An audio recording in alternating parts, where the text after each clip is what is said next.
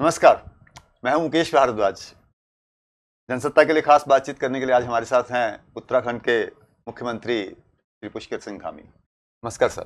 जी नमस्कार। आपका स्वागत है। धन्यवाद। और देश में इस समय जो एक मुद्दा सबसे ज़्यादा सरगर्म है और मुझे लगता है कि वो कहीं ना कहीं आपके स्टेट में रूट हो रहा है और आप समझ रहे हैं कि मैं समान नागरिक संहिता की बात कर रहा हूँ।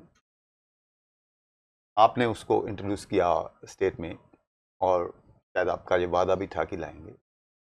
क्यों आपको लगा कि इस देश को समान नागरिक संहिता की जरूरत?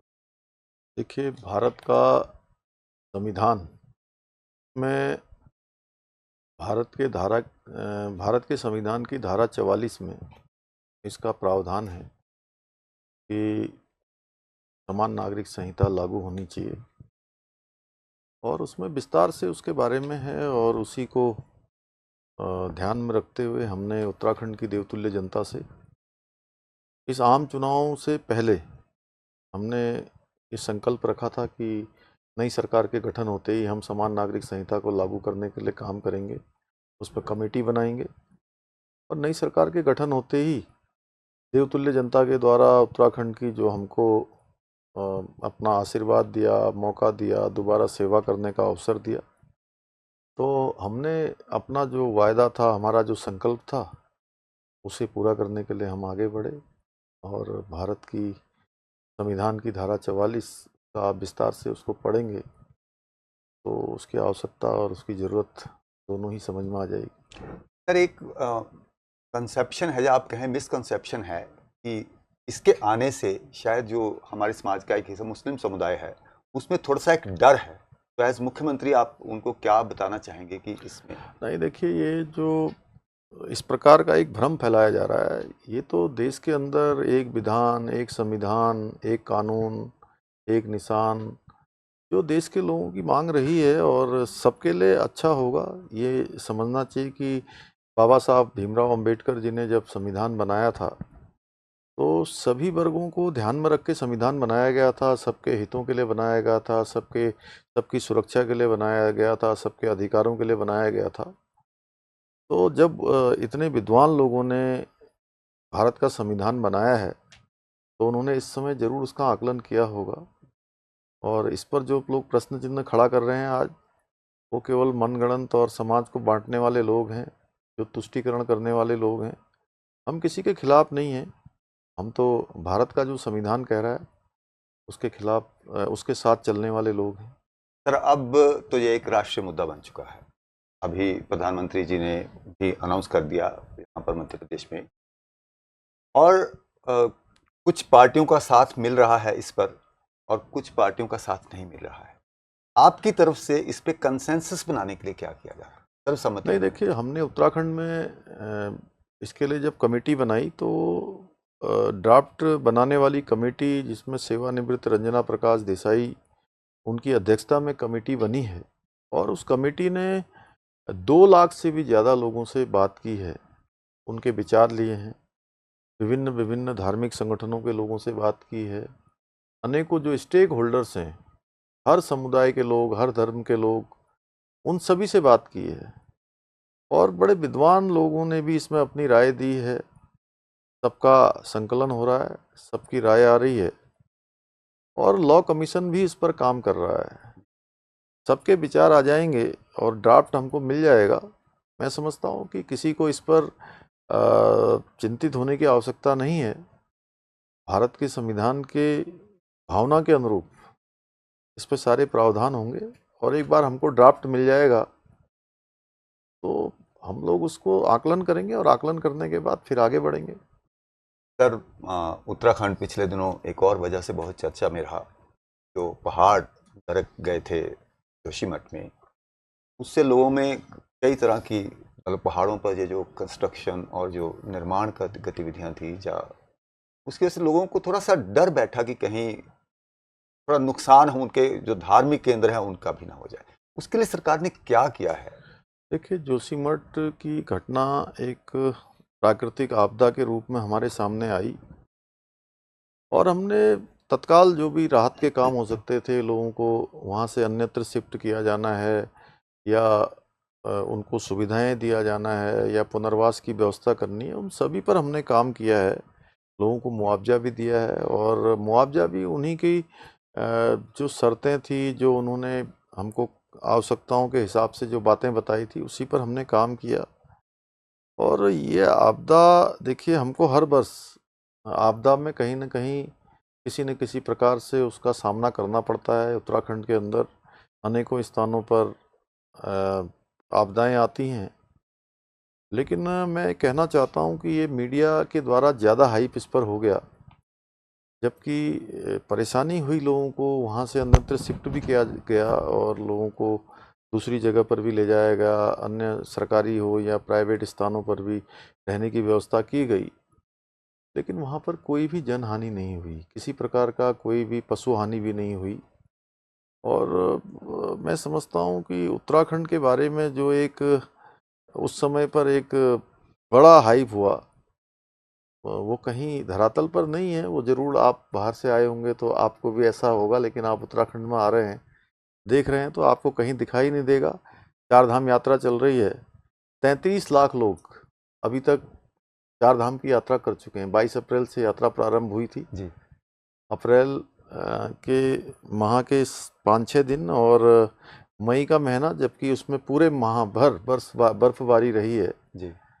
और लगभग 2 महीने का कालखंड लगभग पूरा हुआ है। और 2 महीने में आप सोच लीजिए कि 33 लाख लोगों का आंकड़ा अपने आप में एक ये दर्शाता है कि चारों तरफ उत्तराखंड ठीक है और प्रकृति की हमको देन है, भगवान की जो देन है, उसके अनुरूप लोग यहाँ पर खूब आकर्षित होकर आ रहे हैं, चार धाम की यात्रा भी कर रहे हैं और अन्य स्थानों पर भी जा रहे हैं। तो सर, क्या सरकार बाकी जो स्टेट है उसमें कुछ ऐसे एरियाज को ईयर मार्क कर रही है जिन पे ऐसा कोई खतरा हो कि कल को सिंकिंग? हमने सभी ऐसे स्थान जो सिंकिंग वाले हों या जहाँ पर प्राकृतिक रूप से आपदाएं आई हैं, जो हिमालय पर बसे हुए हैं, उन सभी का हम उनकी धारण क्षमता का आकलन करवा रहे हैं। और धारण क्षमता यदि उसकी क्षमता से अधिक हो गई है तो उसके मानक बनाएंगे और उस पर सख्ती से काम करेंगे, क्योंकि हमारा ये मानना है कि इकोलॉजी और इकोनॉमी दोनों साथ साथ चलने चाहिए, दोनों का संतुलन होना चाहिए। और यहाँ पर इकोनॉमी को बढ़ाने के लिए इकोलॉजी का भी ध्यान रखना चाहिए।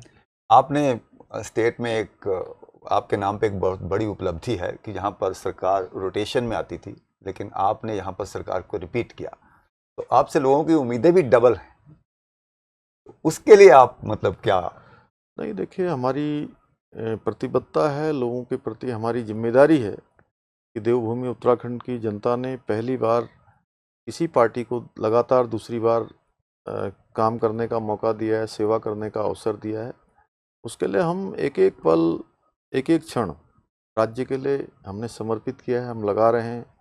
आदरणीय प्रधानमंत्री जी के दिशा निर्देशन में, उनके मार्गदर्शन में उत्तराखंड राज्य में सुशासन स्थापित करना, केंद्र और राज्य की जो योजनाएं हैं, एक जन सामान्य तक योजनाओं को पहुंचाना, समाज के अंतिम छोर में जो लोग रहते हैं उन सब के जीवन में विकास लाना, उन सब के जीवन में खुशहाली लाना, उन सबको आगे बढ़ाना, उसके लिए काम कर रहे हैं और लगातार फैसले ले रहे हैं। चाहे आज लोगों को रोज़गार से जोड़ना हो, स्वरोजगार से जोड़ना हो, पॉली हाउस बनाने हों, एप्पल मिशन, कीवी मिशन, दालचीनी मिशन, तिमूर मिशन और होम स्टे जैसी योजनाएं हमारी मातृशक्ति को 1,25,000 बहनों को 2025 हमारे राज्य स्थापना का जब रजत जयंती वर्ष होगा, 25 साल पूरे होंगे जी। तब तक उनको लखपति बनाना, लखपति दीदी बनाना जी। और स्वयं सहायता समूह को ठीक प्रकार से प्रोत्साहन करना, उनकी मदद करना, बिना ब्याज के ऋण देना 3 लाख और 5 लाख तक का। इसी प्रकार से पशुधन के क्षेत्र में, मत्स्य पालन के क्षेत्र में और एक साल में 18,000 पॉली हाउस हमने बनाने का निर्णय लिया है, जिससे 1 लाख लोगों को सीधे सीधे रोजगार मिलेगा। नए शहर बनाने पर हम विचार कर रहे हैं, नए शहर, उस पर भी तेज़ी से हम काम कर रहे हैं। हमारा अमृतसर कलकत्ता कॉरिडोर बन रहा है खुरपिया फार्म में, उसी के आसपास हम नया शहर बनाएंगे जहाँ पर भी कम से कम 20,000 लोगों को नए रोजगार के अवसर सृजित होंगे। लॉजिस्टिक की नई नीति हम लोग लेकर आए हैं, पर्यटन की नई नीति लाए हैं, उद्योगों में हम नई नीति हमने प्रख्यातित की है, सौर ऊर्जा के क्षेत्र में। ऐसे अनेकों काम हम जो कर रहे हैं वो एक आम आदमी को रोजगार भी मिले, स्वरोजगार भी मिले, उत्तराखंड हिंदुस्तान का श्रेष्ठ राज्य बने, उसके लिए हमारा प्रयास निरंतरता से जारी है। सर, आपने पर्यटन की बात की तो पहाड़ और पर्यटन का बड़ा करीबी नाता है। लेकिन पर्यटन जब आता है किसी भी स्टेट में, चाहे यहाँ है, जब दूसरी जो अपने हिल स्टेट्स हैं, हिमाचल है, तो एक मेनेस भी उसके साथ साथ आ जाता है, ड्रग्स का। उसके लिए आपकी सरकार उस डायरेक्शन में, कि माननीय प्रधानमंत्री जी का और हमारे देश के गृह मंत्री जी का लगातार ड्रग्स पर और ड्रग्स को छुड़ाने के लिए, ड्रग्स माफियाओं पर लगातार शिकंजा कसने के लिए विभिन्न विभिन्न जो हमारी बैठकें होती हैं उनमें लगातार उसके बारे में सभी से उन्होंने अपनी बातों को शेयर किया है। उत्तराखंड में हमने 2025 तक हमारे राज्य का स्थापना का जब 25 साल पूरा होगा तो हमने संकल्प लिया है सबके सहयोग से, सबका आह्वान करते हुए, सबका जागरण करते हुए, सबको इसमें सहभागी बनाते हुए कि उत्तराखंड 2025 तक ड्रग्स फ्री उत्तराखंड बने। उसके लिए हमारी जो प्रशासन के लोग हैं वो भी काम कर रहे हैं और लोगों के बीच में जाकर उनको जागरूक करने का काम कर रहे हैं। वहीं हमने कहा है कि जहाँ सख्ती की ज़रूरत है जी, बेहद सख्ती भी हम इस पर करने वाले हैं, जिससे कि जो ड्रग्स माफिया हैं जो इसको पोषित करते हैं उन सब की कमर तोड़ी जाए, उस पर लगाम लगाई जाए। जी। ऐसी ही एक और बुराई भी पहाड़ में आजकल आ रही है, हर हर हिल स्टेट में आ रही है, वो है निर्माण की। बहुत सारे बिल्डर्स जो हैं वो इस तरफ आते हैं क्योंकि हर किसी का सपना होता है कि मैं पहाड़ में एक घर बना लूं। तो उससे मल्टी स्टोरी बिल्डिंग्स का कॉन्सेप्ट जो है पहाड़ों में इंट्रोड्यूस हो रहा है।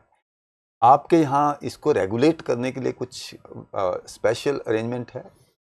नहीं, देखिए उस पर हम चूँकि बहुत गहनता से उनका सबका आकलन कर रहे हैं जी, और जो लोग बड़ी संख्या में केवल यहाँ पर भूखंड बना रहे हैं या कुछ कर रहे हैं, उस पर भी हम जल्दी ही नीति बनाने वाले हैं जी, और नीति बनाकर उस पर काम करेंगे।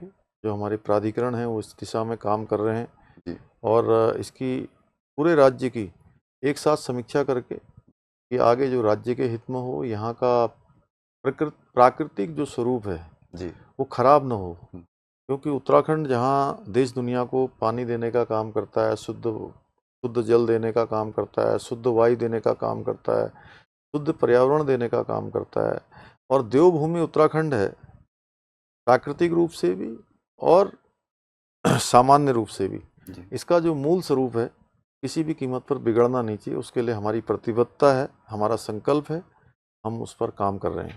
सर, पार्टी एक एजेंडा में एक और बड़ी बात जिस पे काम करती है वो है धर्मांतरण रोधी बिल जो है, वो भी आप लेके आए हैं। तो उसके पीछे, उसको लाने के पीछे और किस मकसद से आप लाए हैं? देश के अंदर बहुत सारे ऐसे तत्व काम करते हैं, ऐसे लोग काम करते हैं जो एक बड़े षड्यंत्र के तहत धर्मांतरण लगातार कहीं पर डराकर, कहीं धमकाकर, कहीं लालच देकर, कहीं मनगढ़ंत बातों को बताकर या कम पढ़े लिखे लोगों को अपने झांसे में लेकर एक महापाप की तरह ही लगातार हो रहा था, लगातार फैलता जा रहा था। मैंने स्वयं नज़दीक से देखा, इसलिए हमने उत्तराखंड के अंदर ये प्रावधान कर दिया। धर्मांतरण का हम विधेयक लेकर आए, अब उसमें हमने 10 साल तक की सज़ा का प्रावधान कर दिया है। कठोर सज़ा ज़बरदस्ती धर्मांतरण के करने वालों को होगी। जो भी इस प्रकार के काम करेंगे उनके खिलाफ कार्रवाई होगी, प्रशासन से उनको इजाज़त लेनी होगी और ये उत्तराखंड देवभूमि के मूल स्वरूप को बनाए रखने के लिए भी ज़रूरी था, इसलिए हम धर्मांतरण का सख्त विधेयक यहाँ पर लेकर आए हैं। सर, प्रधानमंत्री जी ने 2024 का जो चुनाव है उसके लिए मतलब बाकायदा प्रचार शुरू कर दिया है। 400 दिन पहले जब आपका अधिवेशन था दिल्ली में तो उन्होंने इसका अनाउंस किया था और अभी मध्य प्रदेश में उन्होंने इसे उस डायरेक्शन में एक्सपीडाइट कर दिया है। आप अपनी स्टेट की क्या भूमिका देते हैं? मैं ये सवाल क्यों पूछ रहा हूँ, ये मैं आपको अगले सवाल में। देखिए, उत्तराखंड क्योंकि एक ऐसा राज्य है जो पूरे दुनिया के अंदर देवभूमि के नाम से जाना जाता है। और इस देवभूमि से माननीय प्रधानमंत्री नरेंद्र मोदी जी का विशेष लगाव है और यहाँ के लोग भी उनसे अत्यधिक प्रेम करते हैं, अत्यधिक स्नेह करते हैं। और मोदी जी के प्रधानमंत्री बनने के बाद इस राज्य के लिए लगभग मैं समझता हूँ कि 1.5 लाख करोड़ की योजनाएं अगर हम सभी सेक्टरों को जोड़ देंगे तो यहाँ स्वीकृत हुई हैं, जो आज़ाद भारत के इतिहास में पहले कभी नहीं हुई थी। और 2014 में जब प्रधानमंत्री के चेहरे के रूप में मोदी जी को लाया गया था तो यहाँ उत्तराखंड की 5 सीटें भारतीय जनता पार्टी जीती थी। प्रधानमंत्री मोदी जी प्रधानमंत्री बने थे। 2019 में 2014 का रिकॉर्ड टूटा था और 2014 से ज़्यादा वोट 2019 में मिले थे और 2024 में फिर रिकॉर्ड बनेगा। हमें पूरा भरोसा है उत्तराखंड की देवतुल्य जनता पर। जिस प्रकार से उन्होंने मोदी जी के निर्देशन पर, मोदी जी के कामों पर, उनके प्रेम पर उत्तराखंड के साथ जो रिश्ता है, 2022 के आम चुनाव में ये मिथक तोड़ा उत्तराखंड का कि एक दल की सरकार बार बार नहीं बनती है, एक नया इतिहास बनाया। उसी प्रकार 2024 में भी उत्तराखंड की देवतुल्य जनता आशीर्वाद देगी। और चूंकि उत्तराखंड का जो स्वभाव है, जो यहाँ की एक प्रवृत्ति है, वो हमेशा देश के लिए चलती है। और आज मोदी जी जो देश के लिए काम कर रहे हैं, आज पूरी दुनिया के अंदर जिस प्रकार से भारत का मान सम्मान और स्वाभिमान दुनिया के अंदर बढ़ा है, निश्चित रूप से उससे हर भारतवासी गौरवान्वित हुआ है। तो उत्तराखंड के लोग उसमें बढ़ चढ़ के, चूँकि यहाँ के लोग देवभूमि के लोग हैं, ये सीमाओं की प्रहरी के लोग हैं, देश की रक्षाओं में अपना अधिकतर योगदान देने वाले अधिकांश लोग उत्तराखंड के हैं। तो उत्तराखंड के लोग 5 की 5 लोकसभाएं भारतीय जनता पार्टी को जिताएंगे और हमारे प्रिय नेता आदरणीय प्रधानमंत्री मोदी जी फिर से प्रधानमंत्री बनेंगे। मैंने सवाल इसलिए पूछा था कि उन्होंने अभी हाल ही में कहा कि अगला दशक जो है वो उत्तराखंड का है। तो निश्चित रूप से देखिए, उनकी जो कथन है, जो उनकी वाणी है, इसके पीछे जो उम्मीद है, उन्होंने उत्तराखंड के बारे में जो एक अपना स्वप्न देखा है, अपेक्षा की है, और वो स्वप्न भी उनका बाबा केदार की भूमि से, केदार की भूमि में उनके मुख से शब्द निकले थे जी। और ये शब्द ही नहीं थे, ये बाबा केदार, बाबा भोलेनाथ, बाबा शिव की भूमि से निकले। तो वो शिव रूपी शब्द थे। वो शिव रूपी शब्द धरातल पर उतर रहे हैं। उत्तराखंड हर क्षेत्र में आगे आ रहा है। उत्तराखंड आज पर्यटन के क्षेत्र में आगे बढ़ रहा है, आज चार धाम यात्रा के क्षेत्र में आगे बढ़ रहा है, कांवड़ के क्षेत्र में आगे बढ़ रहा है, सुशासन के क्षेत्र में आगे बढ़ रहा है। और उत्तराखंड के लोगों की जो अपेक्षाएं हैं, जो आशाएं हैं, आकांक्षाएं हैं, उनको हम लोग पूरा करेंगे। और माननीय प्रधानमंत्री जी के जो कथन है, उसके लिए हर एक उत्तराखंड वासी अपने को समर्पित करेगा और उत्तराखंड का ये दशक उत्तराखंड का दशक बनाएगा। मैं जानता हूं सर आप व्यस्त हैं, बस मेरे आखिरी 2-3 सवाल हैं आपसे। एक तो ये कि विपक्ष का लगातार ये आरोप रहता है कि सरकार जो है यहाँ भी या केंद्र में भी जो देश के असली मुद्दे हैं, जैसे भ्रष्टाचार है, अनएम्प्लॉयमेंट है, महंगाई है, इनको इग्नोर कर रहे हैं और उनको डाइवर्ट किया जा रहा है, डिफरेंट इश्यूज लेके आए जा सके ताकि इनसे ध्यान, इन मुद्दों की आपकी स्टेट में क्या सिचुएशन? देखिए, विपक्ष के पास कोई मुद्दा नहीं है, विपक्ष मुद्दा विहीन है। और देश की जनता ने उनको 60 सालों तक लगातार देश के अंदर शासन करते हुए देखा है, लगातार हुकूमत करते हुए देखा है। और मोदी जी के कालखंड में देश की जनता का कल्याण हुआ है, गरीब कल्याण की योजनाएं चलाई गई हैं, सुशासन स्थापित किया गया है। और पहली सरकार है जिसमें 9 सालों पर भ्रष्टाचार का एक भी आरोप नहीं लगाया है। कोई घोटाला नहीं हुआ, कोई भ्रष्टाचार नहीं हुआ। अलबत्ता यूपी की सरकार हो या उससे पहले की सरकार हो, अगर उनके घोटाले हम गिनाना शुरू करें तो कई घंटे लग जाएंगे। 2G स्पेक्ट्रम का घोटाला, 3G स्पेक्ट्रम का घोटाला, बोफोर्स का घोटाला, ऐसे अनेकों घोटाले, फ्लैट्स के घोटाले।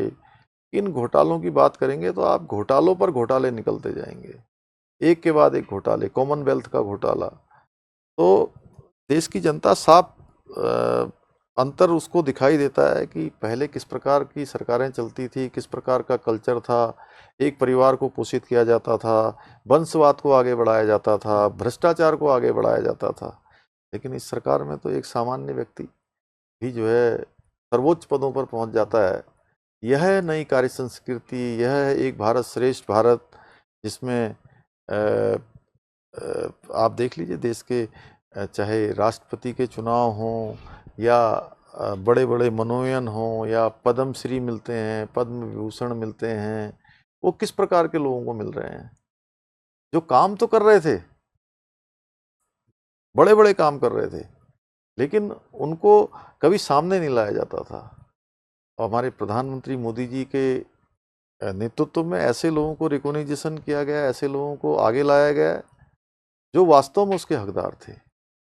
सामान्य व्यक्ति भी कह सकता है कि मैं देश की प्रमुख चीज़ों में मेरी भी हिस्सेदारी है। ये कालखंड देख रहे हैं, इसलिए मैं समझता हूँ विपक्ष के पास कोई मुद्दा नहीं है। उन्होंने तो गरीबी हटाओ का जो नारा दिया था, गरीबी तो हटी नहीं लेकिन गरीब हटते चले गए। इतनी बड़ी महामारी आई, इस महामारी में भी जहाँ दुनिया के सारे देश पूरी तरह से अव्यवस्थित हो गए, ऐसे समय में देश हमारा व्यवस्थित भी हुआ, देश की अर्थव्यवस्था भी बढ़ी और हमारी 11वें नंबर से अर्थव्यवस्था 5वें नंबर की अर्थव्यवस्था हो गई। तो इसलिए देश की जनता को फर्क साफ दिखाई देता है कि कौन काम करने वाले हैं और कौन केवल लोग बहलाने वाले हैं, लोगों को सपने दिखाने वाले हैं। और आज ऐसे लोग कहीं ना कहीं राष्ट्रवादी जो राष्ट्र की विरोधी ताकतें हैं, राष्ट्र विरोधी ताकतों के साथ मिल गए हैं, देश विरोधी ताकतों के साथ मिल गए हैं, विदेशों के साथ मिलकर जो है आज मोदी जी को कहीं ना कहीं रोकने का प्रयास हो रहा है, देश की गति को रोकने का प्रयास हो रहा है। इसलिए देश की जनता भली बात जानती है कि पहली बार एक सामान्य व्यक्ति और आम आदमी के दर्द को समझने वाले देश के प्रधानमंत्री मोदी जी हैं। इसलिए मैं समझता हूँ कि देश की जनता का विश्वास उनके प्रति और गहरा हुआ है, वो आने वाले लोकसभा के चुनाव में भी दिखाई देगा। वो कहते हैं कि आपके पास एक वॉशिंग मशीन है जिसमें से आप सबको निकाल देते हैं, और क्या वाकई ऐसी कोई वॉशिंग मशीन है ऐसी इसमें वॉशिंग से मशीन भ्रष्ट आदमी आता है और ईमानदार होकर निकल आता है? इसलिए बहुत सारे नहीं। नाम देखिए, लोगों के लिए भारतीय जनता पार्टी ऐसी पार्टी है जिसमें एक सिद्धांत हमेशा काम करता है कि देश प्रथम, दल दूसरे नंबर पर और व्यक्ति अंतिम स्थान पर। इसलिए हमारे यहाँ जो भी आएगा तो वो देश के लिए आएगा और उसके बाद पार्टी के लिए आएगा, उसका अपना हित अंतिम होगा। इस सिद्धांत को लेकर आज भारतीय जनता पार्टी काम कर रही है और हम सब लोग उसी ध्येय को लेकर आगे बढ़ रहे हैं। जो भी आता है वो जो इस ध्येय को मानता है, इस ध्येय में समाहित हो जाता है। सर, कांग्रेस तो हार ही गई। यहाँ पे एक और नई पार्टी है जो सब जगह पे अपना खतरा खड़ा कर रही है, आम आदमी पार्टी। उसकी थ्रेट को यहाँ कैसे देखते हैं? इस विधानसभा के चुनाव में उनकी सारी जितने भी कैंडिडेट खड़े हुए थे, सारे कैंडिडेटों की जमानत जब्त हो गई, एक की भी जमानत नहीं बची। उत्तराखंड के लोग राष्ट्रवादी लोग हैं, देश के साथ चलने वाले लोग हैं, इसलिए उत्तराखंड के लोगों ने ऐसे किसी भी जो इस प्रकार के दल थे रेवड़ियां बांटने वाले, देश हित में और प्रदेश हित में ऐसे दलों से दूर दूर तक भी जो है उन्होंने कोई संपर्क नहीं बनाया। इसलिए चुनावों के परिणाम ऐसे आए क्योंकि लोग यहाँ चाहते हैं कि भाई राष्ट्र आगे बढ़ना चाहिए, देश आगे बढ़ना चाहिए, राज्य आगे बढ़ना चाहिए, देश की सीमाओं की सुरक्षा अच्छी होनी चाहिए, आंतरिक सुरक्षा अच्छी होनी चाहिए। तो मैं समझता हूँ यहाँ के लोग ऐसे लोगों को आगे भविष्य में भी कभी नहीं आने देंगे। सर, जनसत्ता के लिए इस भेंट के दौरान मेरा आखिरी सवाल है आपसे। मैं इसलिए कह रहा हूँ इस भेंट में कि आपसे दोबारा भी जरूर कभी अखबार के लिए मुलाकात होगी। ये एक माना जाता है कि जो लोग आरएसएस काडर से आ रहे हैं वो जब सत्ता नशीन होते हैं तो आरएसएस के हिंदुत्व के एजेंडा को जो है पोषित करते हैं, उसको आगे बढ़ाते हैं, जो कि देश के हित के खिलाफ समझा जा रहा है। आप इस पे क्या कहना चाहिए? नहीं, देखिए,